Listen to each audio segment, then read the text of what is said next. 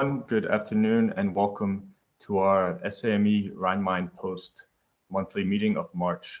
I'll introduce myself for anyone that I'm new to. My name is Scott Terrigan. I'm the current post president and I'm a civil engineer at US Army Europe and Africa, located in Wiesbaden, Germany. So next slide, please.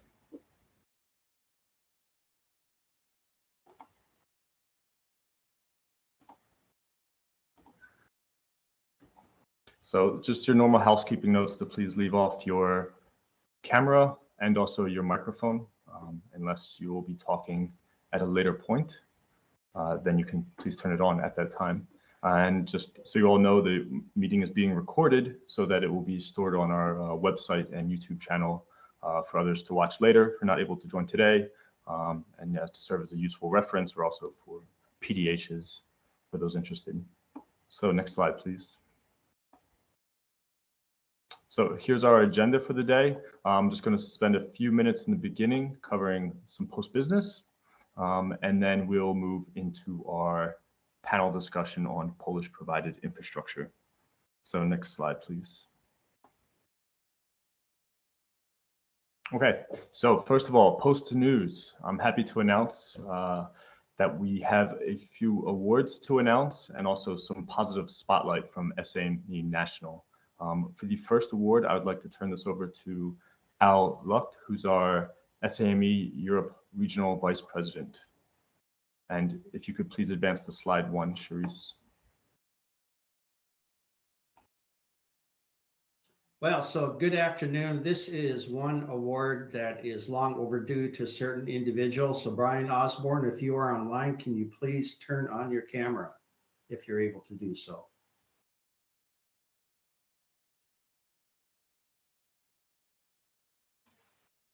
Or at least come up on mic so we know that you are.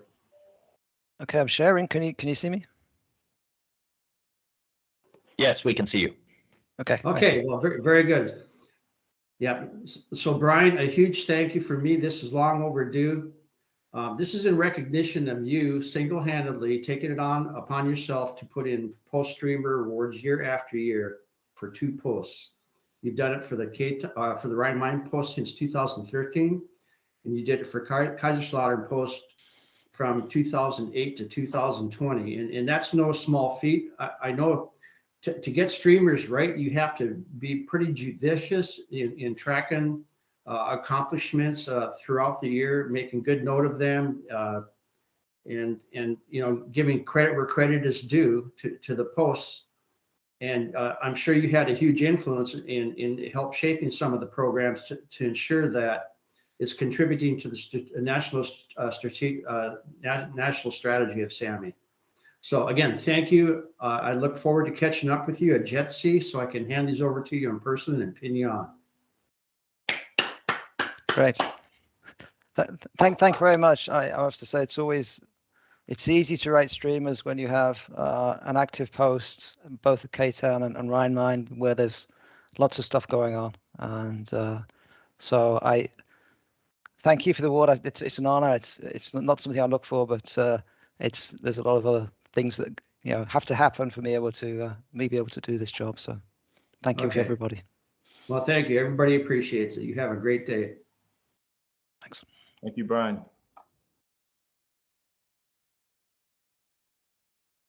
So, and that's a good lead up into our next award, because thanks to the excellent write-ups Brian provided this year and past years, we were able to very easily apply for the 2021 Industry Government Engagement Post Award. The material Brian had already written just made it easy for us to apply to this because we already had a great program. We just need to capture it, show national what we did, and yeah, apply. And yes, we were awarded it. So I'll just explain what that award is. In quote, it's excellence and leadership in supporting the society's industry government engagement plan by truly making a difference in the areas of project delivery, problem solving, thought leadership, policy, education, and awareness. So yes, our post purposely developed IGE programs throughout 2021 to meet the needs of the post and also the Europe region. Our post, they worked closely with USAFE's Europe district to identify the areas in which the experience and knowledge of the local AU community could support Europe District's mission. So to recap for some of you, what our IG events were of 2021. First of all, it was our always popular Europe District FY21 program briefing. It was a USACE Europe District Torn process panel meeting, cybersecurity IGE, constructive guide to RFI and submittal reviews, meeting on the US DoD master planning in Europe, infrastructure resilience, supporting, and then also a infrastructure resilience session that was part of the COCOM engineer conference. So yeah, this is a product of all of us. I mean, for sure, there were key board members that did a lot. Margaret, who was our programs vice president, and Charisse, that did a lot of this planning and work. But it was a collaborative effort of everyone on the board, everyone on the post, who attended these meetings, who participated in meetings, and of course, all of our government partners who also played a big role, who also saw the importance in these topics and educating our engineer community. So that's why this is a post-level award for all of us. So yes, congratulations to everyone. Thank you. And then so the last post-news topic I'd like to share is that I'm happy to announce the Military Engineer. Maybe you're familiar with this magazine. It will publish in their March journal a positive story sharing the best practices of our Rhein-Main post. Basically, they contacted us, seeing the things we were achieving, and asked if we were interested in doing an interview and sharing some of the topics and unique issues as an international post and how we're still able to thrive. So yeah, we collaborated to put together, answer some questions, provide some photos of fun photos of our recent events. So yeah, it really highlights everything that we and all of our members have been doing. So please look for that in the next physical publication you'll receive in the mail in a few weeks if you get those. Otherwise, there's 2 links here sharing slightly different versions of the same article. But in summary, thanks again for everyone's initiative and dedication to our post. No matter if you're a dedicated board member or an occasional attendee, all of our participation creates this valuable engineer community. And it's really an honor for us all to receive this recognition. So thank you. Next slide, please, or advance 2 slides. So at this point, once we get the slides catch up, yeah, I'll turn it over to Tim to talk about our events. Thanks, Scott. Yep, we have some events coming up for April, most likely going to be April 28th. We're going to have a joint meeting with the Kaiserslautern Post. There'll be a joint meeting between Rhein-Main and Kaiserslautern. The topic will be a U.S. Air Force Europe brief, and so be prepared for some more information on that. In May, there will be the JETSI conference in Aurora, Colorado. That'll be May 10th to 12th, and I hope to see some of you there. And then, of course, don't miss our annual scholarship fundraiser golf outing, which will be the 10th of June. And that'll be sponsored and organized by the Rhein-Main Post. And for more information on all of those topics, you can visit our website, and we'll be sending out updates on in our news flash that you get, and it's also posted on the national calendar of events with the link there posted on this slide. Scott, back to you. Thanks. So yes, our next slide is now young professional news. Brian is on Brian Wybrecht, whose contact details are at the bottom, is on a nice TDY in Belgium at the moment, so I'll cover down. Basically, the big thing to announce here is that he wants everyone to know there's a program that for the younger members, if you go through the work and achieve a certification, for example, your PE or PMP, you can apply after the fact for financial reimbursement from SAMA. So yeah, it's a nice opportunity or incentive. So please check the link there and contact Brian for more details if you like. And speaking of professional certifications, all of these live events, webinar, virtual events we've been hosting in the last years are recorded. So depending on your state or requirements, it could be an easy way for you to earn PDHs on catching meetings that you missed. So next slide. So I'll give them a minute. I know she's been quite busy at the moment, so I think she wasn't able to make it. But the big thing is, as you can see here, scholarships are due 31 March. We give these every year to graduating students from our community. So please check that out. And yeah, there's quite a few different things going on at the local Wiesbaden Medical School that they're interested in having support from. So you can see the topics here: electric circuits, GIS, and a city build. So if these things are interested in you, it's a nice way to get more involved with our students and the STEM development of our engineer community. So please contact Lindsay if interested.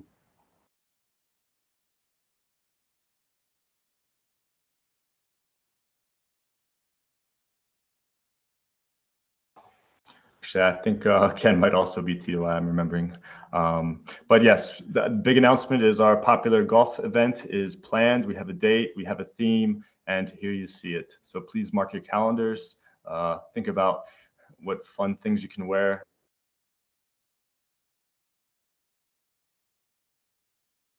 Yeah, spend some more casual time together to build our community. But then, yeah, also it raises a lot of good funds for the scholarships that we issue every year, and also that go to STEM and those different interests. So next slide, please. All right, and Mike Urbach is also TDY down to Italy. Everyone's in interesting locations right now, so I'll cover his slides. And yeah, just reporting that these are our current sustaining members. Thank you. It's your participation and support that makes our not just our programs possible, but yeah, all the ideas and these panel type discussions that you participate in that really make our post valuable, and the awards we just spoke of. So thank you.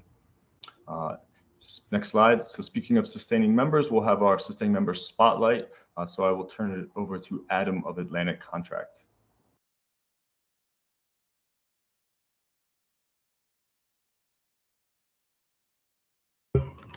I'm sorry for the back noise. Actually, I'm in Warsaw, and actually President Biden is coming down tomorrow, so that's the reason why there's a little bit noisy. It's really glad to be with you. So I will just speak a little bit about us. Okay.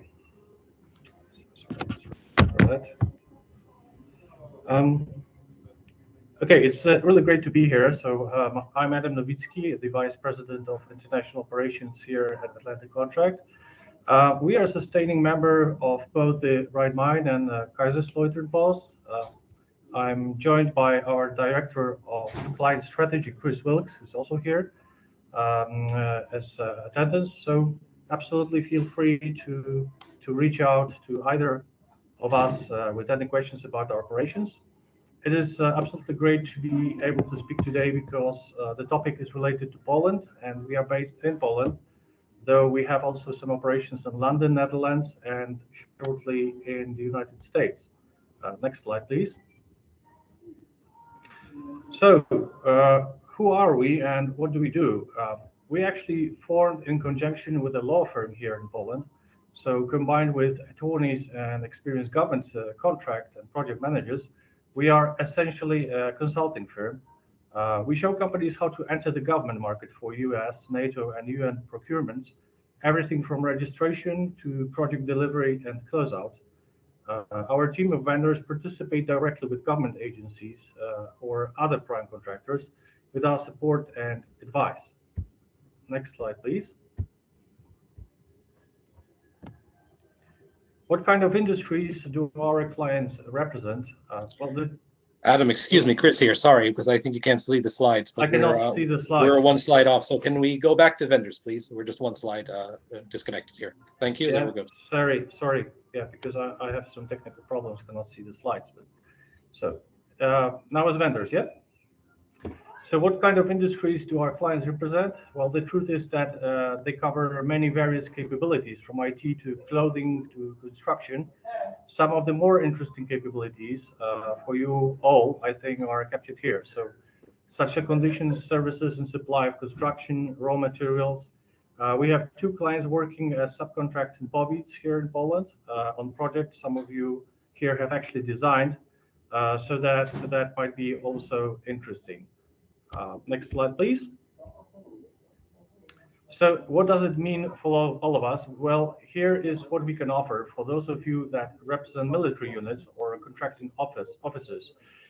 You could contact us to be connected with local vendors for contract or purchases. Need to know what's available on the market, maybe similar to what you use in the USA, for example. We can absolutely help you identify the pre-solicitation so you know how to form the requests. Our vendors are all SAM registered and they are ready to bid on direct contracts.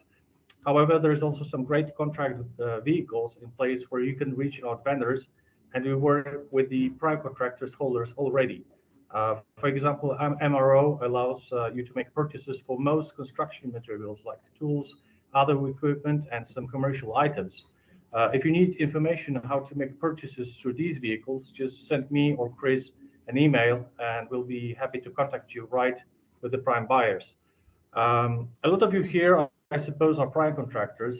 You can reach out to us in a similar way to find vendors or subcontractors locally. We spend a lot of time in this part of the market as well and are very experienced in creating these long-term team relationships. One last area we can help is for companies that want to begin doing business in Poland or need to establish an entity, form a business or a corporation. As I said, we are backed up by 2 of our co-owners being attorneys, so we can help in that regard as well. Next slide. That about sums it up who we are and what we do. So if anyone is interested in further discussion, please absolutely feel free to reach out. I will also put my point of contact now in the chat and you have it in the presentation. So thank you for your attention. I'm sorry for some of the technical problems. I really deeply apologize. Thank you very much. Okay. So thank you, Adam and Chris. Personally, I think it's nice to have some insight behind the names and logos of our post-sustaining members. And yeah, great that it matched up with the topic of Poland this week. So with that, I'll now turn it over to Tim, who will start us off on our program.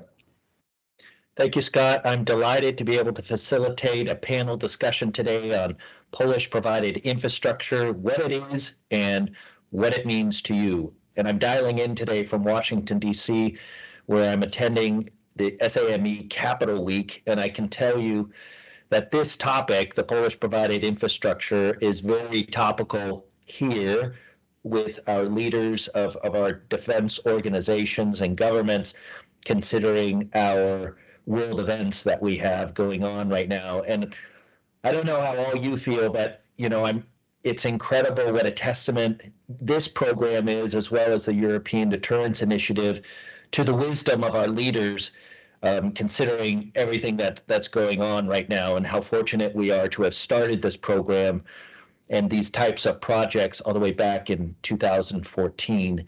And we are joined today by a distinguished list of panelists that we have, an amazing group of people who have volunteered to join us today.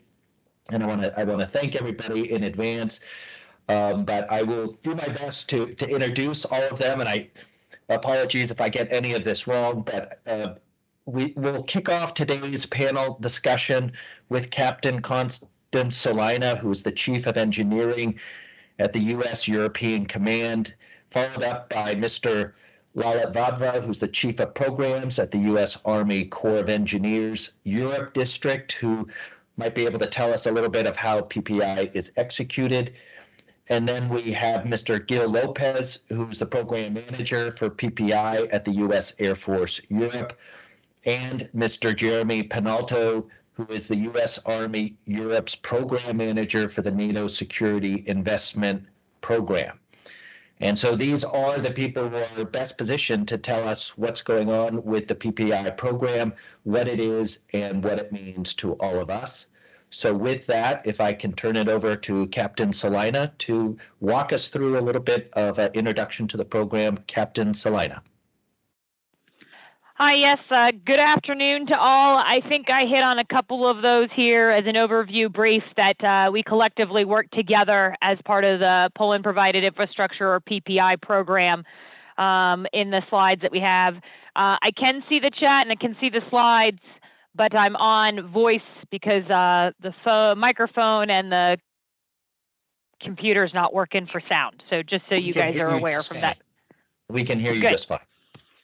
Good. So if we go ahead to slide 2, so one thing that I need to highlight here is that there is a U.S.-Poland Joint Commission structure and kind of all the different subcommittees that fall under it in terms of the different levels of the governance structure as we move forward in our building our relationship with Poland.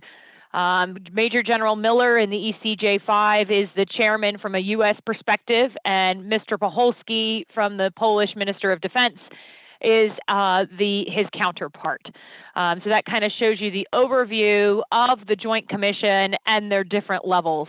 I'm not going to go into this line by line, but just to kind of give you this structure as it unfolds. Go ahead to the next slide, slide 3. So for slide 3, what I want to highlight is this is the Poland Enhanced Defense Cooperation Agreement implementation. This is looking at it from an infrastructure and logistics standpoint, which are the 2 committees that I'm the co-chair for. But the other thing to highlight is that the EDCA was signed and ratified into effect in November of 2020. This is the most complicated enhanced defense cooperation agreement in all of the European AOR between the U.S. and another nation. It is very complicated purely because of the Annex Bravo portion. So in most of the other agreements, you have all of these pieces, but you don't have the Poland provided infrastructure and you don't have the logistics support, which is covered in a separate annex. Similar, it has a burden sharing agreement with it also in order to work through these things. From an operational perspective, the infrastructure MOU, which governs the PPI projects, was signed in August of 2021. And that covers how we are going to do the infrastructure at all locations in Poland. So it updates the old agreements and then specifically highlights the 113 projects in the EDCA in Annex Bravo. The logistics MOU minus the war reserve material portion was signed on the 18th of February and still working through how we're going to implement and put that together.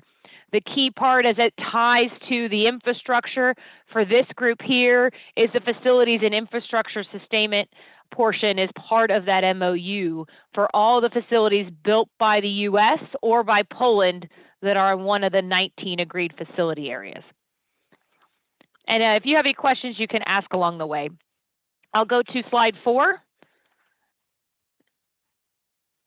So for slide 4, we're just kind of highlighting where we're at with the program for calendar year 21 and 22 and how many projects that we have started. We started 42 of the 113.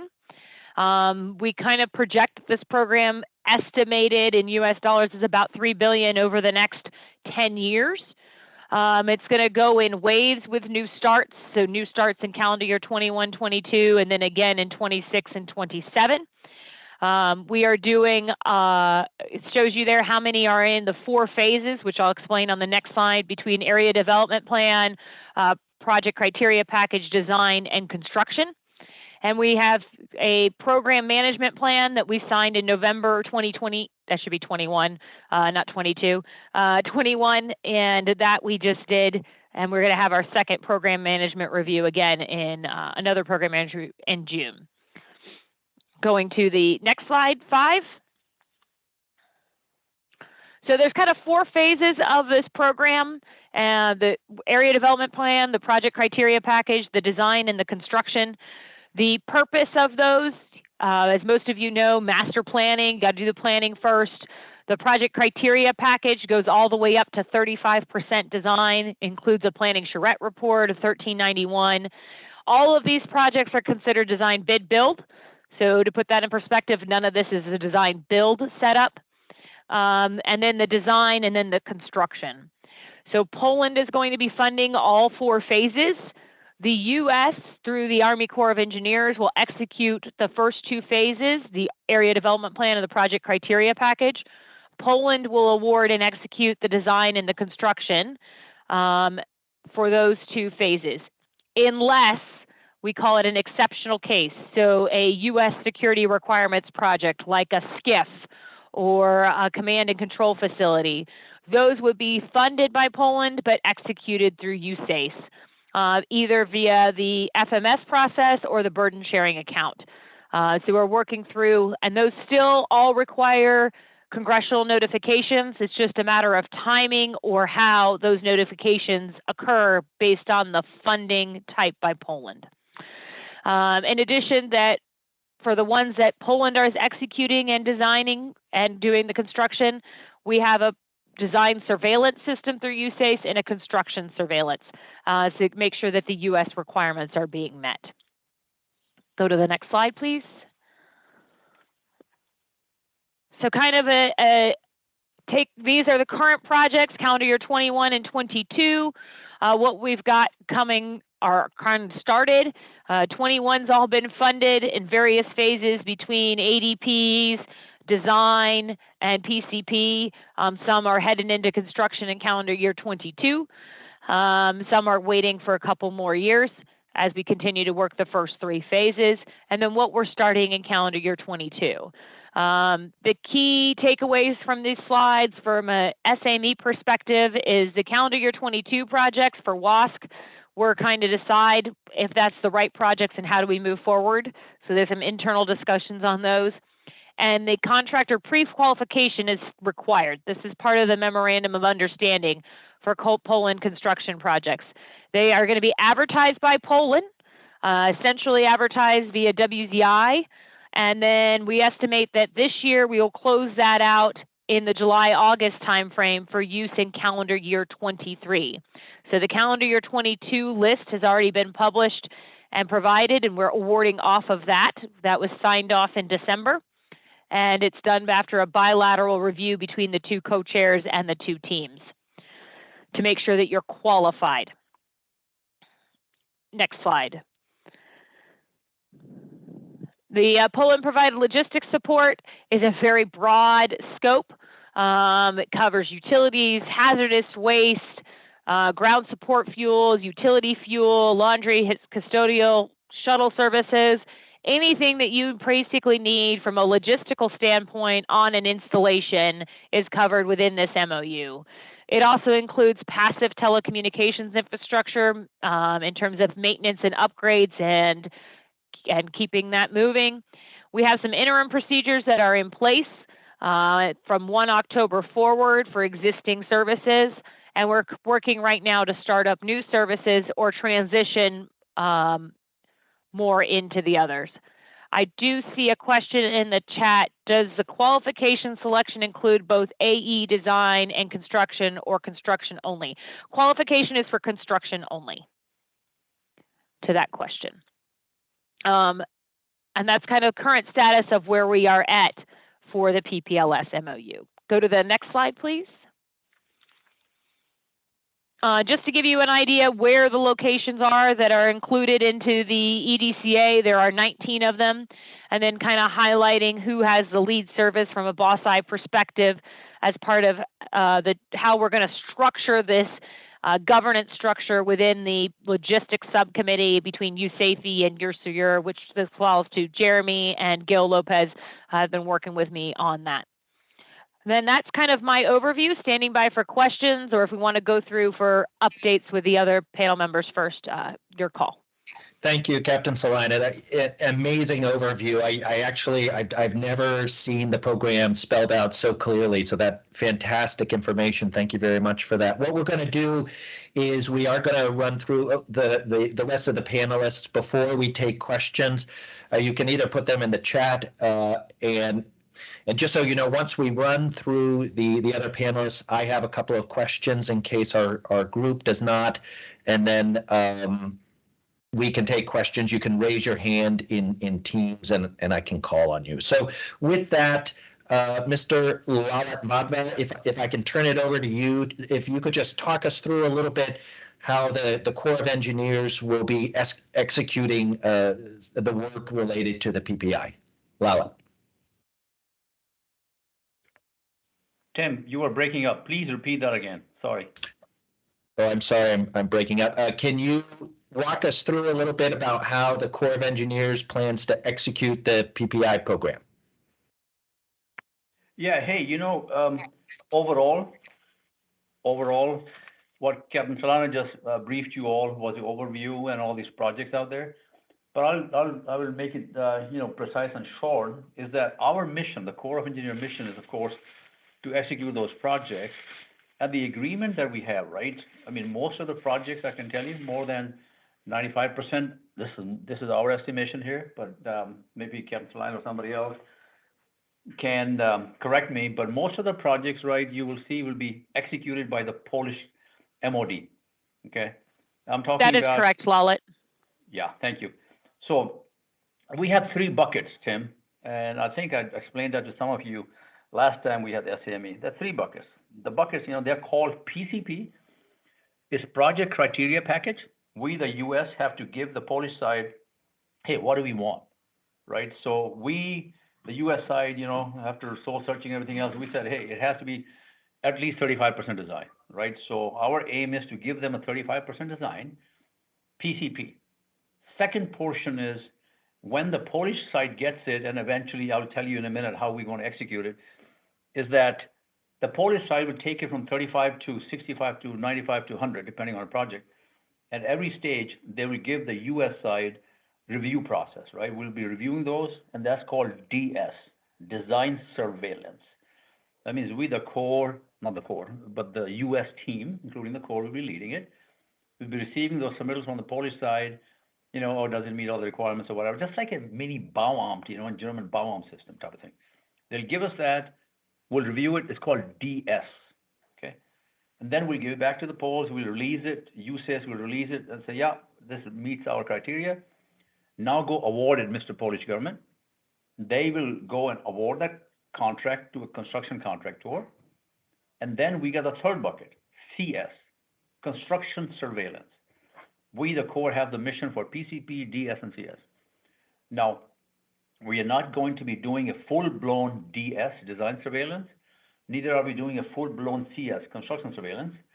Our agreement is overall, very generic now, not in nitty-gritty details, is that we will concentrate on making sure that we have, for example, ATSP met, design and construction. We have the layouts and mission met, adjacencies are met.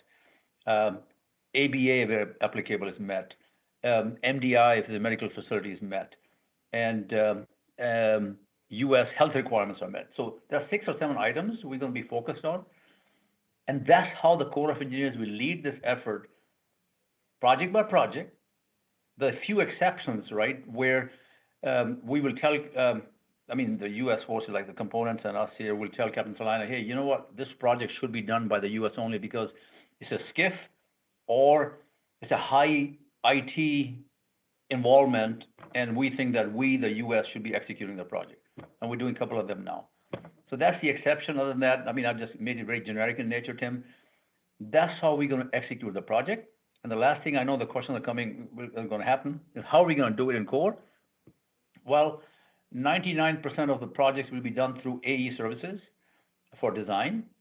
And it'll be normal AE process, the tone process, selection process. And then we are going to do, mainly 3 tiers. When we award the task order, it's going to be design charrette kickoff meeting, 15%, 35%, in a nutshell, okay? A normal procedure. But I think we are going to fine tune some of the requirements because as we mature in this process, we, the U.S., think that some of the stuff is purely Polish government responsibility. So we try to figure this out in the future years, or maybe future months or whatever, to make it so easier for all parties, the Polish party and the U.S. party, so that during design surveillance and construction surveillance and during construction, we really don't get into the complicated stuff that we really don't need to do. So right. That's how we're going to execute it. Over to you, Tim. Thank you, Lalit. No, excellent insights on that. And maybe Yeah, I know I said I was going to run through all the panelists, but I think maybe just because you mentioned it and to build on Chandler's question here, I think you answered his question for the most part. But just to confirm, for the design and the construction surveillance, will you be seeking support from the AE community on that? Yes, design surveillance for sure. Like I said, 99.9%. Construction surveillance partially. We will determine where we need additional help in Title II services, construction support services like we normally do, and we're reaching out to the industry for sure. Okay, but designs, our aim is to hire AEs with Polish, joint venture and all that stuff. We're figuring it out, but very likely that's what it is. And most of you are actually doing the work we're doing in Poland. You have your Polish joint ventures and partners or whatever, and that's helping us a lot. Right. But it's a long-winded answer, but Tim, the answer is yes. Design surveillance for sure will be AE. Excellent. Thank you for that clarity. And then if I can just turn it over to Mr. Jeremy Penalto, and maybe you can chime in just with what is your organization's interest in the outcome? Okay, Tim, thanks. Just confirm you can hear me first before I keep going on. Yes, we can hear you. Okay. Okay, perfect. I'd hate to say my greatest thoughts and then no one can hear them. So, I mean, obviously for us, we have obviously a huge vested interest. Essentially, our 99% of our entire MILCON program in Poland was transitioned into the EDCA during the negotiations, and so this, these meet our operational requirements. The kind of from our perspective, the things that we're walking through, I think Captain Salina and Lala walked through the program. We're a collective team, and we're trying to ensure a common understanding of when we say a requirement, what is that? How do we define that? And we all settled on a 35% design that we can hand to Poland. Some of the big things for us are senior leader understanding and educating. And so, for instance, right now, as we still need, things across Poland, the EDCA is a very finite list of projects, and we obviously will need things outside of that, as evidenced in the current crisis that's happening in Europe. So, these projects don't encompass all of our requirements, and so we are working hard on senior leader engagement and educating on just how finite this list is. While a huge list of requirements we are working with Poland bilaterally to get executed, it doesn't cover everything. I think for us on the Army side, and I can't speak to the USAFE side, I've talked a little bit about it at the very beginning of this, is just the sheer process change. And so, how we normally do things in the MILCON process that everyone across the staff here understands, and even back at the building, the Army has kind of an advantage in that, people usually just point back to Korea and look at that as a model, but there's obviously nuanced differences. And then, as we work with Poland, just the way that they operate, obviously they have very talented architects, very talented engineers and project managers, and a great team that we're, fortunate enough to work with.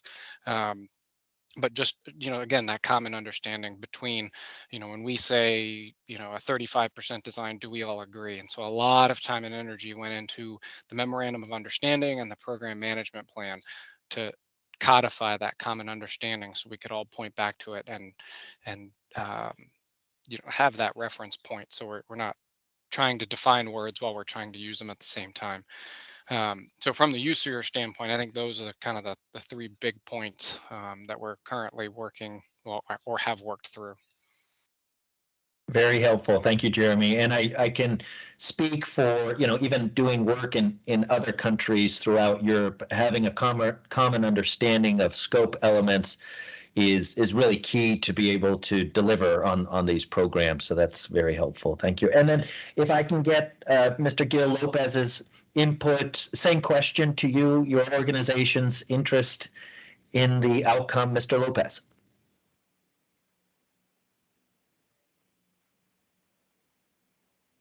If he's able to join us today, maybe not. Hey, Tim, this is Lalit. We'll Yes. wait for Gil to chime in. But one thing I forgot because I got a couple of messages here. I just want to add that the thing I forgot was in the PCP. Also, we are for several projects where we, the U.S., need to do the criteria packages. We do PCRs, okay, planning packages. So there's a lot of planning to be done, mainly for the Air Force. So you're familiar with ADPs and 1391 preparation. That is also because we awarded a couple of task orders already doing that. So that is also part of the agreement we have. PCRs, okay, project criteria requirements, so that we can do the planning charrettes and leading to 1391. I'm sorry, I failed to mention that. Somebody prompted me to tell you that. Over. Very good. Yeah, No, Lalit, I would just add from a perspective, that is a portion within the phase of the Yeah. project criteria package. Yeah. So just to keep everybody understanding is that is an element of the project criteria package, which is the official phase within the memorandum of understanding. very helpful. Thank you for that clarification. And it sounds like maybe Gil wasn't able to make it today. And then, so what I'll do is we have a question from Chris Knudsen and asking about the qualification selection. So I guess this would go to you, Lalit. Does the qualification selection include both AE design and construction, or only construction at this point? Well, it's only design at this point, right? Right. Yeah. I don't know what the Well, question no, is, I Chris. think Chris is talking about the contractor pre-solicitation, the contractor pre-qualification that we're doing on an annual basis that's within the memorandum of understanding. And that is for the construction portion. Okay, I didn't get that from there. Okay, thank you. Thanks, Camilla, for clarifying that. Okay. I mean, No. unless, Chris, there's something that I missed of that, but that's the way that I understand your question, is that the pre-contractor qualification process that we have in the memorandum of understanding is for the construction phase only.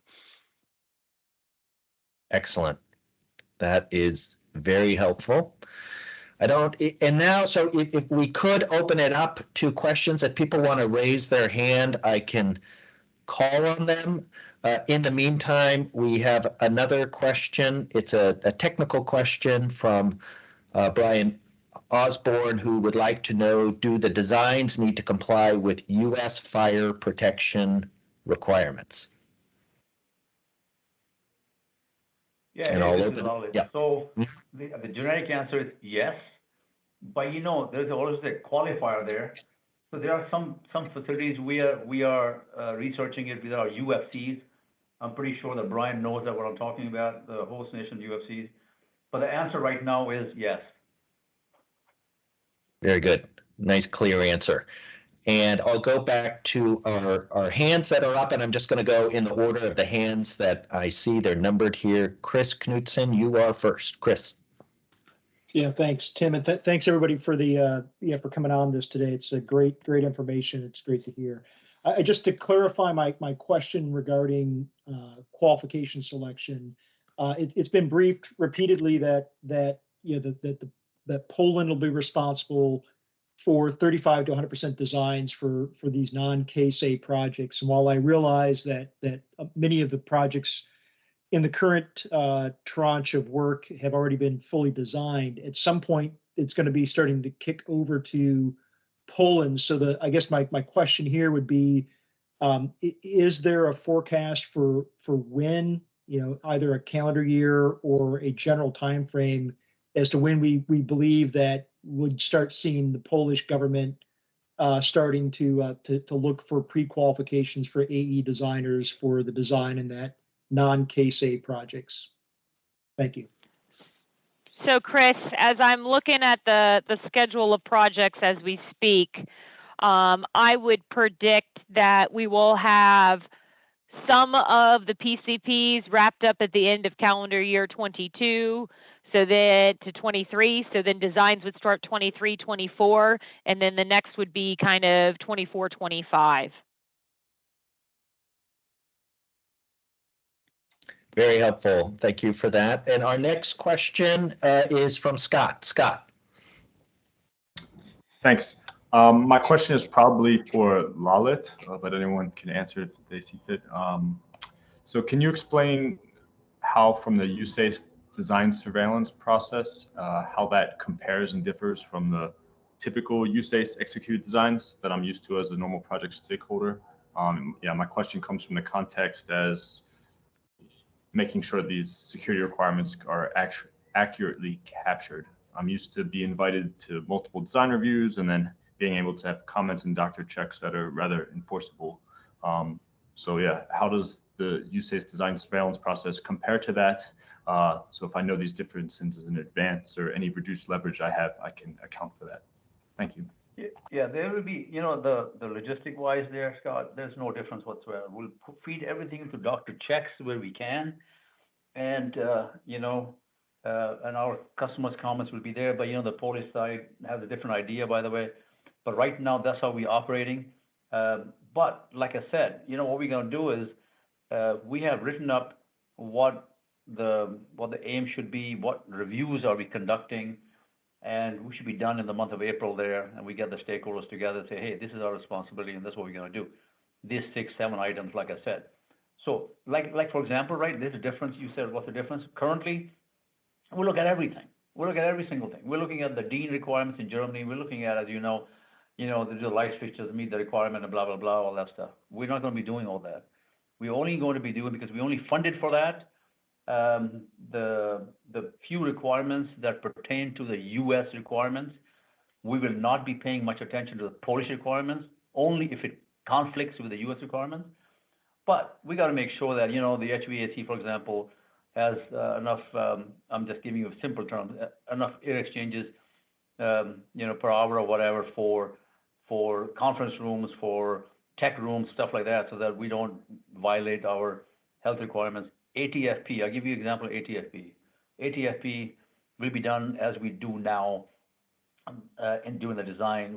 There should be no difference. But during construction, right, we are telling the poles that, hey, you know, example, we haven't done that yet. If they're building a building and they do a rebars before they pour concrete, we, the US, will have to go inspect it. And we want a certification that, yeah, it meets the criteria, you know, not only from poles, but also we will look at it. And then we'll say, okay, pour concrete now. You know, the corners, the rebars, the tie-in, and all that stuff.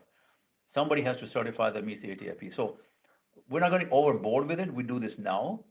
But we are not going to be looking at host nation requirements, how you hang the cable, you know, how you do the cable trays and stuff like that. But we will not compromise things like, you know, NFPA and fire requirements where, you know, it violates our fire requirements. But like I said, the UFC host nation is still in discussion. It will take a few months to come to conclusion with. But all the stakeholder US will get copies of the specs when the ports give it to us for review. We consolidate it. We will, you know, filter through the comments, and we'll normally have the 65, 95, 100, 95% review meeting and back check. Over to you. Thank you, Alec. Okay. Thank you. Thanks, Scott. Good question. And we have a good question from Katerina, who's asking about, once the construction is done, how the base operations support the BOSS or facility maintenance. Does anybody have an idea of how that will be contracted and handled? So this is Captain Salina. So that goes to the PPLS, and hence the reason that I brought that as part of the conversation. So if the facilities are located on one of those agreed facilities areas, the Polish is responsible for the maintenance of them. And they will determine at that location how best to do the maintenance. Most of them are contracted, but not necessarily all, but it's a Polish responsibility to maintain those facilities. They will develop long-range maintenance plans and provide that to us. We're also developing site-specific support plans for all of those agreed facilities areas so that we understand what buildings are in there from that perspective. So I don't know what the Polish contract vehicle will be, but that'll be done by either the GSU or the RZI, the WZI, or the toll, depending on an airbase versus a regular installation. Very helpful. No, thank you. And I think you answered the next question there as well. Very efficient. And then from Robert Michaels is asking, does anybody know what the Polish MOD will use for the annual construction pre-qualification, or how then the transition to bidding for the construction contract? Does anybody have insight into that? So I can give you a start off, and then I'll hand it over to Lalit. But basically, everybody has to submit their profile onto the website that'll be advertised for a period of time. They're going to do all of them on one. WZI has been leading that for all of the contract awards. They will do an advertisement. Portfolios will be submitted by the contractors. Once that window closes, the Polish will share that with USACE, and they will work together to review the portfolios to make a recommended list. And then that list will come up to the co-chairs, which is myself, and right now it's Colonel Gogolinski, for final review. And then we put that into a memorandum for agreement that these are the contractors that we agree. And then Lalit, I don't know what you can share on the process review of how you worked that, but then that's from there. Yeah, I think you captured like 99%. So Robert, what Captain Solana said is right on target. I just want to add, once we get it, we have a board that we put together, and we're just going to evaluate, and all we do is provide our comments. That's all we do. Actual contracting officer, like say equivalent, is Polish government, but the agreement Captain Solana said is right spot on, and that's how it's going to work. Over. The only other thing I'll add is the memorandum of understanding outlines kind of the criteria, and how we look at past performance is one of the key criteria. Very good. We have another question from Scott. Scott. Yeah, thanks. I have a question for Jeremy. So looking at one of the slides shared by EUCOM, it showed the calendar year 21-22 project summaries. So question for Jeremy is, how were those USAREUR projects selected? And how does USAREUR staff nominate projects for future calendar years? Over. Hey, so we work with our G5 shop to identify the priorities of effort. Some of these were based on obviously when we need them by, but some of them were sheerly based on where they were in the execution process already. So for example, the first 1, 2, 3, 4, 5, 6 projects on there, well, really 7, 8 projects on there for use here were all at 100% design. Basic, to shorten up the reasoning, to show rapid execution under the EDCA. Both Poland and the United States obviously jointly wanted to move forward very quickly and start showing some execution, and so those made logical sense. They also aligned with the prioritization we had before the EDCA was signed in August of 2020. For future projects, our priority list, you'll notice our list it's pretty, this calendar year 21 is pretty heavy with USAREUR. 22 almost rounds out the rest of our requirements. There's a few not on this list that are in the EDCA, but overall, this gets after most of the USAREUR requirements, and our priorities out of the G5 shop have been set for even those. So this gets rolled up to EUCOM. EUCOM reprioritizes, collectively prioritizes, I'll say, between all the components. So it's a fair fight, I'll say, and then that gets forwarded over to Poland to fit within their fiscal constraints. And if you look at the, oh, sorry, go ahead, Captain Salina. Now, the only thing to add to Jeremy's wonderful presentation there with that is that some of these were EDI 2808 deferred MILCON. And so Poland, as part of that shared commitment, agreed to fund them to keep them moving forward. So they transitioned from US MILCON to Polish funded. Right.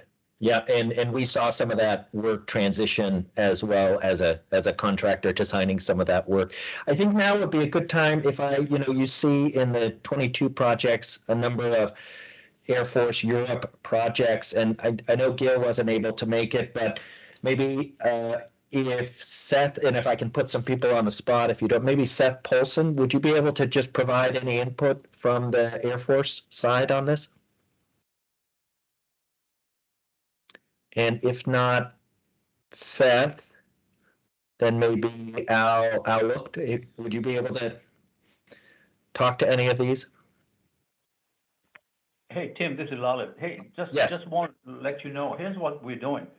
You know, right now we're doing planning charrette, planning charrettes for all these projects underway for WASC. We've done all those. That's what Gil would have told you, and we kicked it off this year, right? This year means 21.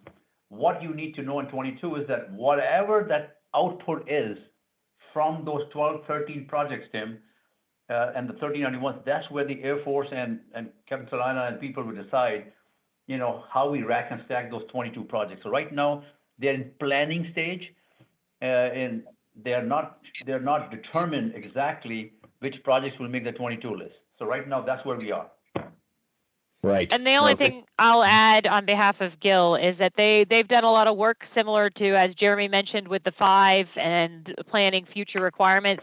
The EDCA, that I'm pretty sure it's publicly available and everybody can get a copy, highlights all the locations and the projects, and it kind of shows what's currently listed as a primary and a secondary location. And so the original lists were built off of what was kind of already within the EDCA. Again, as things change and the atmosphere changes within Europe, some of those might adjust, and we have that capability to adjust them at the Joint Commission level based on the current atmospherics. But that is really kind of the plan. And I think someone asked Jeremy what the future projects are. So we've got 113. That's what's aligned to the Polish budget. But within the EDCA, there is capability or ability to adjust and or add projects as we continue to move forward to meet the needs as they continue to change. No, that's excellent. And I know I have seen a list of the 113 projects online, so I know that that is available for viewing as well, out there for all of our participants. I thought maybe I could just maybe transition to a little bit. So we're talking about the size of the program and how it's executed. And like I said at the very beginning, I think just how foresightful all of this is considering world events. What do our panelists think? And maybe we can start with Jeremy about some of the challenges of the program. So I think one of our biggest challenges I covered senior leaders thinking, you know, there's a blanket funding stream in Poland to cover anything we need in Poland, whatever that may be. And that's not the case. It's a finite list, you know, and that's what we like Captain Salina said. There is opportunity to change that list, but it's at the Joint Commission level bilaterally with Poland. So, you know, it's not just something we just add stuff to the list when we need it and Poland goes and builds it. That's not what they signed up to do. That's not what the U.S. requested Poland to do. That we requested, again, that finite list. I think, you know, one of the second challenges is, you know, as evidenced in the current, as we're finding out what the current crisis is, you know, being able to, you know, as Captain Salina said, you know, we have a plan, we had a plan for what we needed across Poland. And then, you know, how do we see that changing? How do we see the you know, AOR changing, and what does that mean to the list? As we're starting projects, you know, we're how do we don't have a ton of flexibility with projects that are already in the pipeline. And so, like we've said, you know, even for the projects that we had 100% designed,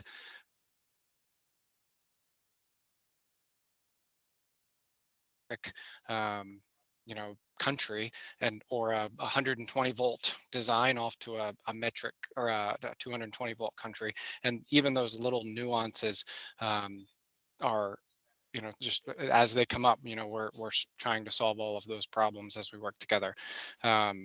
So I mean, overall, it's you know, where each one of the projects are in the design or in the process, I'll say, whether it's, you know, hasn't started planning, it has its own nuances, or if it's 100% designed, it has its own nuances. And the MOU is, you know, great. It's addressing some of the larger challenges.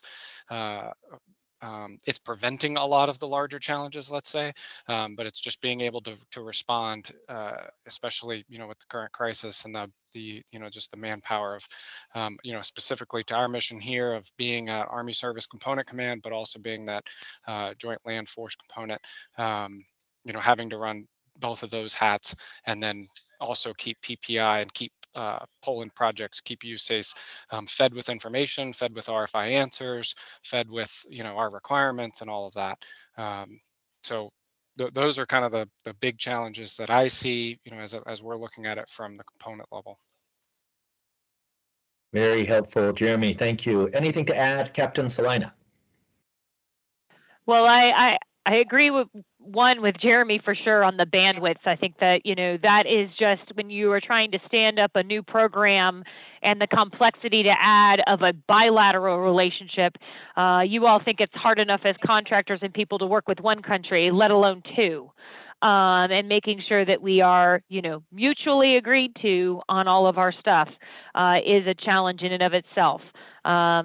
So getting the decisions and kind of that can be difficult, and the bandwidth to support that from a U.S. perspective and a Polish perspective.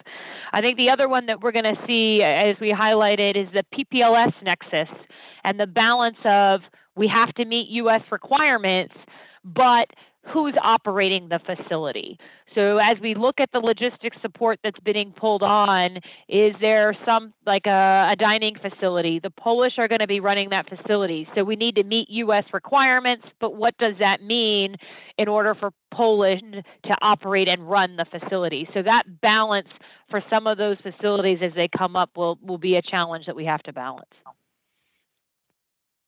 I think one of those challenges may result in very good Polish food in the dining facility. That could be one result of that. Lala, anything to add on challenges?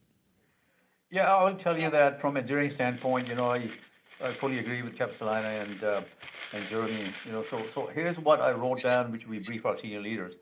It's the name of the beast. Ever-changing requirements. Things will change, so design changes, the priorities changes, stuff like that. That's our one challenge. The other one is this. Look, only a few of us, but we happen to know what the Polish system is for design and construction generically.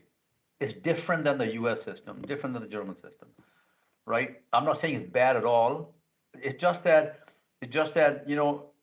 we haven't done a single project that we have jointly done where the Polish have executed and we have overlooked. We have not done a single one. So we're getting ready for it.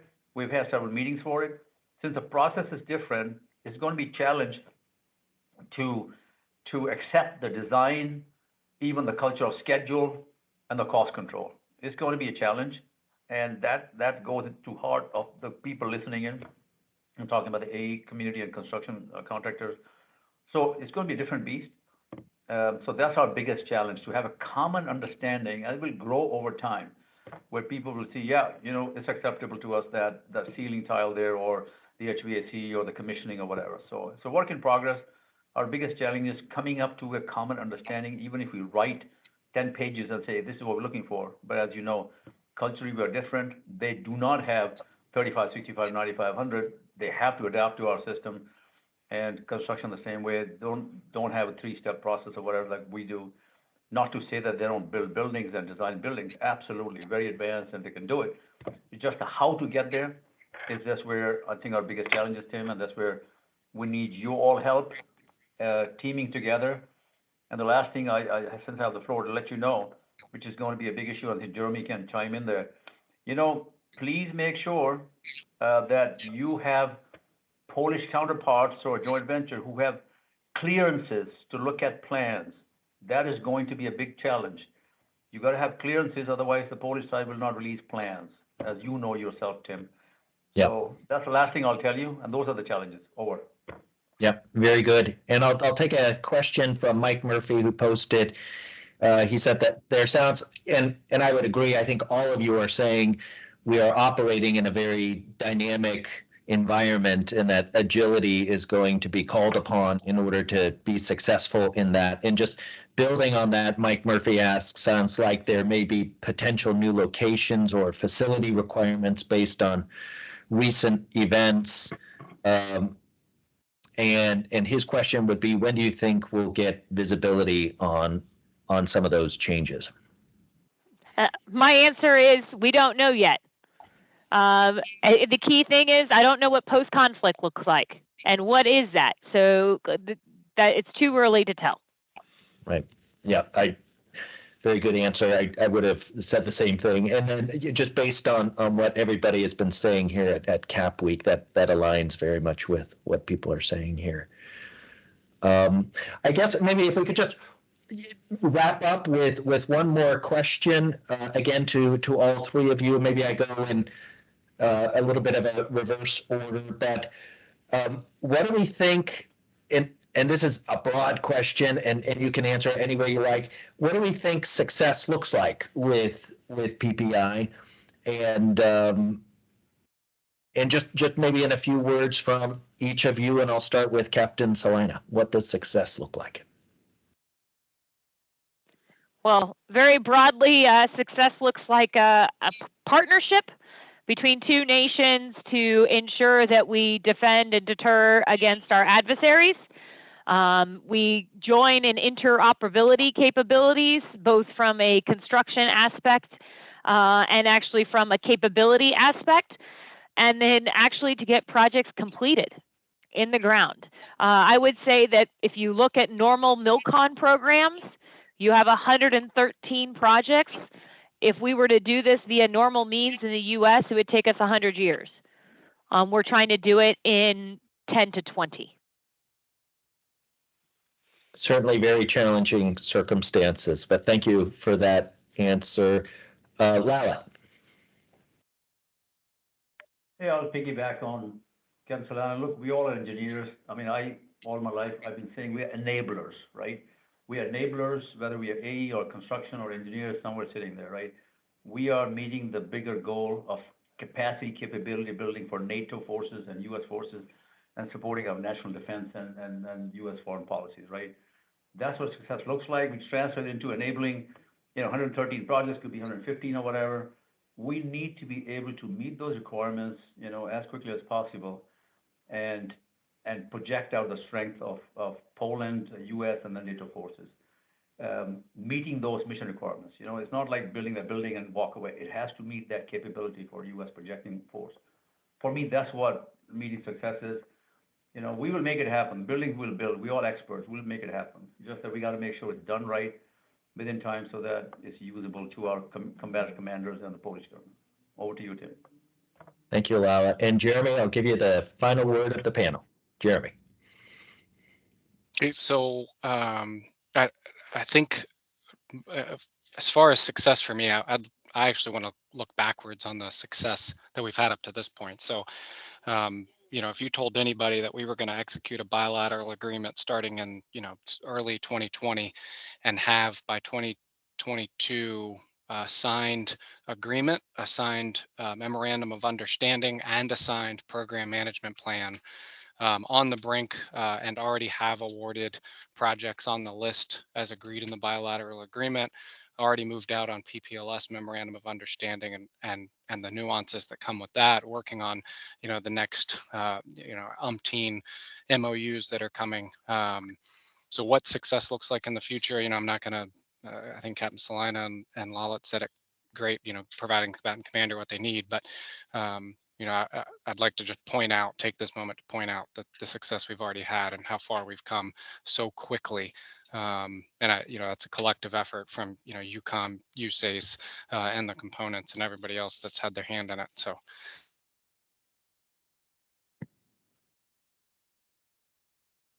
Point out our wins that we've had already. Jeremy, very valid point. This program has moved super fast.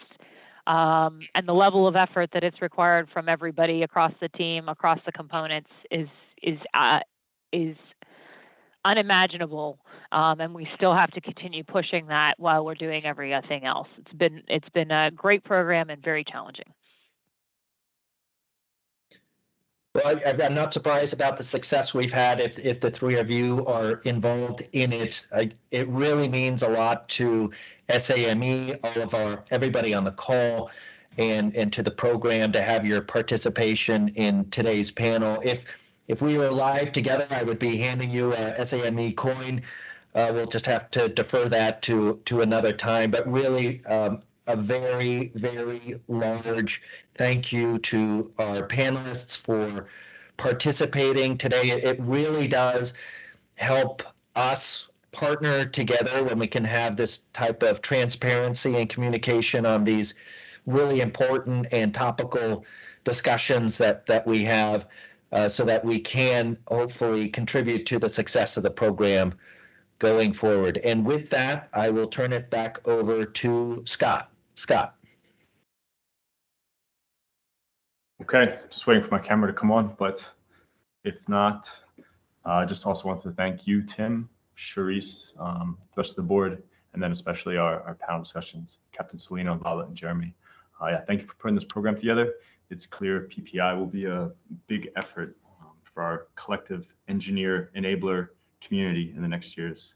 And this was a valuable overview and discussion so that we can work through it together in these next years. So thanks everyone for joining and for your contributions. Over.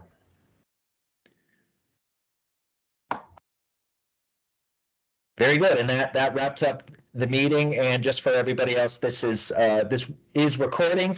It is recorded, so you'll be able to go back and go into more detail into different points of this. Thank you for everybody for participating, and enjoy the rest of your day. Bye-bye. Thank you. Take care. Thank you for having me. Thank you, everyone. Appreciate it. Thanks.